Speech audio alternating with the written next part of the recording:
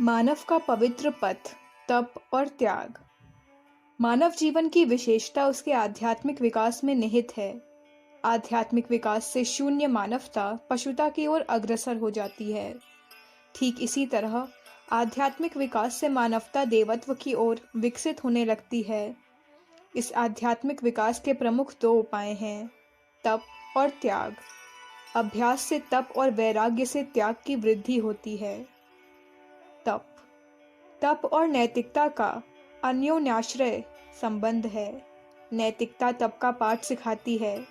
सभी धर्मों ने तप को स्वीकार किया है क्योंकि इसी से आगे जाकर त्याग की वृत्ति पैदा होती है। बुरी वासनाओं एवं इच्छाओं से अपने आप को रोकना तप कहलाता है। बौद्ध धर्म ने भी पंचशील के सिद्धांत में झूठ न बोलना, चोरी न करना, निंदा न करना, व्यभिचार न करना और हिंसा न करना आदि को प्रतिपादित किया है। इसी तरह सांख्य शास्त्र में मन को विषयों से खींचना आत्मज्ञान के लिए आवश्यक बताया गया है। योग की तो जड़ तप ही है। यम और नियम योगी को तप में लगाते हैं। अतः आध्यात्मिक विकास में तप सर्वप्रथम आवश्यक आधार है। इसी से फिर आगे जाकर त्याग भावना का उदय होता है। मनुष्य को जीभ और कामेंद्रिय का नियंत्रण करना आवश्यक है। इससे मानसिक शक्तियों का विकास होने लगता है और स्वयं में एक विशेष शक्ति का अनुभव होने लगता है।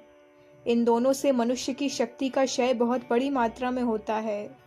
इतना ही नहीं, ये उसे पतन की ओर घसीट ले जाते हैं। मनुष्य जो ही इनका सदुपयोग करता है, उसमें उच्च कोटि की वासनाओं का उदय होता है, जो उसे कल्याण एवं शांति की ओर ले जाती हैं। मानसिक शक्तियां बढ़ने लगती हैं और वह व्यक्ति न केवल अपने लिए वरन समाज के लिए बहुत ही हितकर सिद्ध होता है। इस तरह तप से मनुष्य की मानसिक शक्ति बढ़ती है। इच्छाओं को रोकने से एक विशेष शक्ति का उदय होता है। वह शक्ति फिर उसमें सब कुछ करने का पुरुषार्थ जागृत करती है। समाज सेवा एवं सामाजिक परिवर्तन आदि के लिए तप से उत्पन्न मानसिक शक्ति की परम आवश्यकता है। मानसिक शक्ति प्रबल तप से उत्पन्न होती है। तुच्छ वासनाओं पर नियंत्रण करने से उच्च वासनाएं पैदा होती हैं। तुच्छ वासनाएं केवल स्वयं को क्षणिक भौतिक सुख प्रदान करती हैं, किंतु उच्च वासनाओं के जो भी व्यक्ति संपर्क में आता है, उसे भी आनंद प्राप्त होता है। आत्मसंतोष, शक्ति, प्रफुल्लता आदि जीवन को अमृत सागर में सराबोर कर देता है। आगे जाकर तो सभी वासनाओं का पूर्ण त्याग कर देना पड़ता है। अपना सच्चा एवं कल्याणकारी ध्येय निश्चित करके उसके लिए तप करना श्रेष्ठ होता है। जब तप का ध्येय आत्मशक्ति एवं ज्ञान प्राप्ति हो, तो मनुष्य को पूर्ण शांति प्राप्त ही होती है। ब्रह्म ज्ञान से आत्म कल्याण की मंजिल तय की जाती है, किंतु इसके लिए त्याग का भी त्याग आवश्यक है। अहंकार को त्याग करने पर ही मनुष्य उच्च स्थिति तक पहुंचता है। ज्ञान पिपासु को, आत्म कल्याण चाहने वाले को तप में अति नहीं करनी चाहिए। उग्र तप से मनुष्य में अहंकार उत्पन्न होता है। इससे अभिमान का उदय होता है, जो उसे पुनः पतन के गहरे गड्ढे में ढकेल देता है। मध्यम श्रेणी का तप ही हितकारी होता है।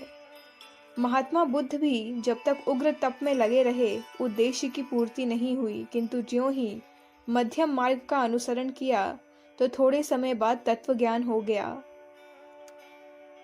अतः मुमुक्षुओं, समाज सेवियों, विकास की इच्छा रखने वालों को मध्यम मार्ग का अनुसरण करना चाहिए।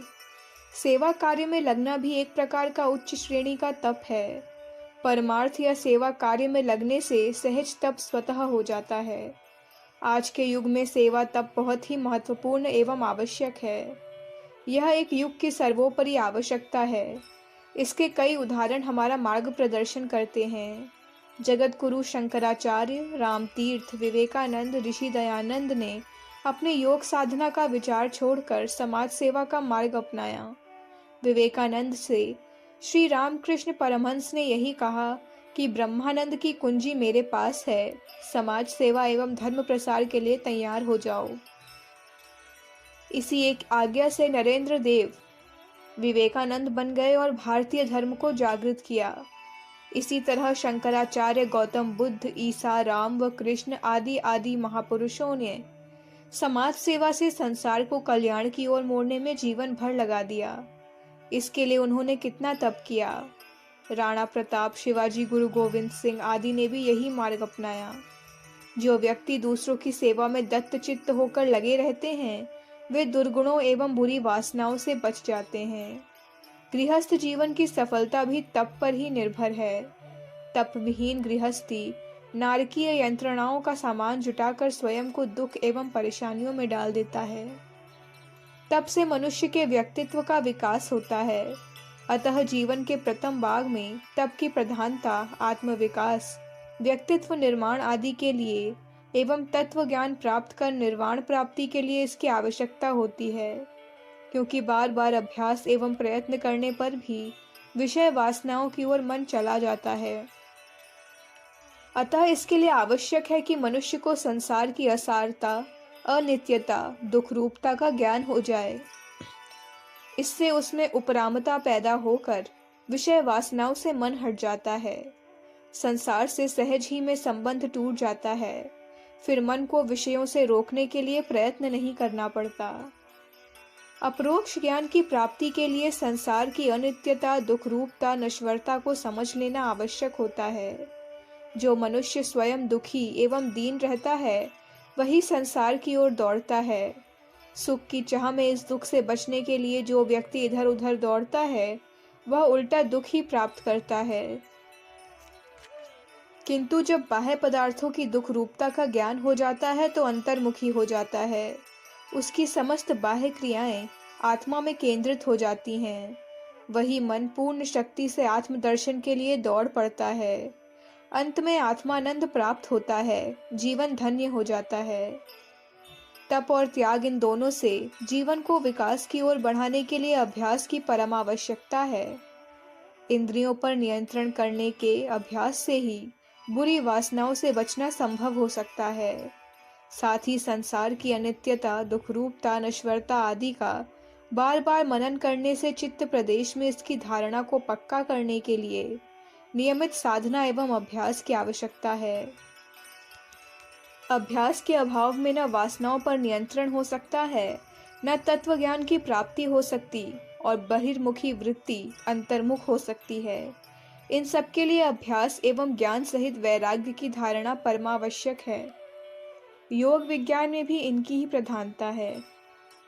इस तरह उपरोक्त तप एवं त्याग के पथ पर अभ्यास करते हुए बढ़ने वाला मनुष्य पशुत्व एवं मनुष्यत्व को पार कर देवत्व की ओर अग्रसर होता है। तप और त्याग मानव विकास के महत्वपूर्ण अंग हैं। तप और त्याग से जीवन को महान बनाने वाला व्यक्ति न केवल स्वयं के लिए ही अपितु समग्र संसार के लिए लाभदायक होता है। उसकी इस महानता की शीतल छाया में संसार शांति, सुरक्षा, कल्याण का अनुभव करता है।